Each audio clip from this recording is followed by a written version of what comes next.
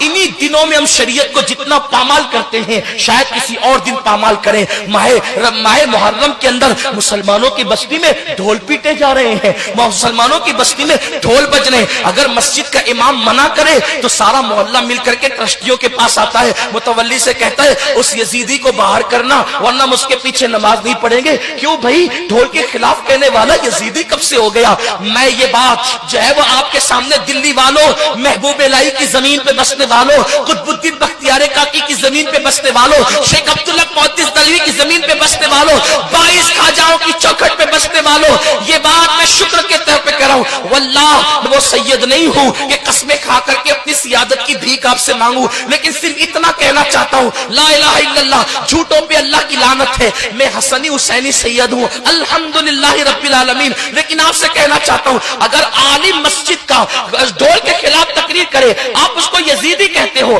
اگر ہمت ہے تو مجھے بھی یزیدی کہنا, میں حسن اور حسین کی اولاد میں ہوں الحمدللہ. لیکن آپ سے بس اتنا کہنا چاہتا ہوں, اتنا پوچھنا چاہتا ہوں, آپ ڈھول بجانے کو حسینیت تصور کرتے ہیں, آپ سے پوچھنا چاہتا ہوں آخر خیمہ حسین میں ڈھول کب بجا تھا؟ جب علی اکبر کی شہادت ہو رہی تھی تب ڈھول بجا تھا, علی اصغر کی شہادت ہو رہی تھی تب ڈھول بجا تھا, قاسم کے لاش میں گھوڑے دوڑائے جا رہے تھے تب ڈھول بجا تھا, بیویوں کی چادریں چھینی گئی تھی تب ڈھول بجا تھا.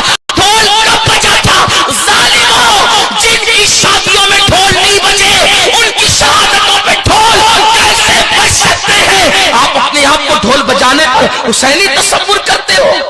ڈھول تو دمشق میں بج رہے تھے, ڈھول تو دمشق میں بج رہے تھے. اور سنو, اگر شہادت حسین پہ ڈھول بجانے کا اتنا ہی شوق ہے تو پھر بجانا خوشی سے بجانا, لیکن اس سے پہلے ایک شرط ہے, جب تیرے 18 سال کے بیٹے کا جنازہ اٹھے اس وقت ڈھول بجانا, اس کے بعد علی اکبر کی شہادت پہ ڈھول بجانا. اس دن تو تالی بجانا بھول جاتا ہے جب تیرے بیٹے کا جنازہ اٹھتا ہے, اور حسین کے شہزادے کے جنازے اٹھنے کے دن تم ڈھول بجاتے ہو, میلے لگاتے ہو. تمہارے گھر کی بیٹیاں بے پردہ میلے دیکھنے کے لیے جاتی ہے. کہاں وہ سیدہ فاطمہ الزہرا کا کردار جس کے سر کے دوپٹے کو کبھی چاند و سورج نے نہیں دیکھا؟ میرے امام کہتے ہیں جس کا آنچل نہ دیکھا محب مہر نے اس ردائے نزاہت پہ لاکھوں سلام. کہاں وہ بیبیوں کا کردار, کہاں وہ بیبیوں کا کردار جب بیبیوں سے دوپٹے چھین لیے گئے؟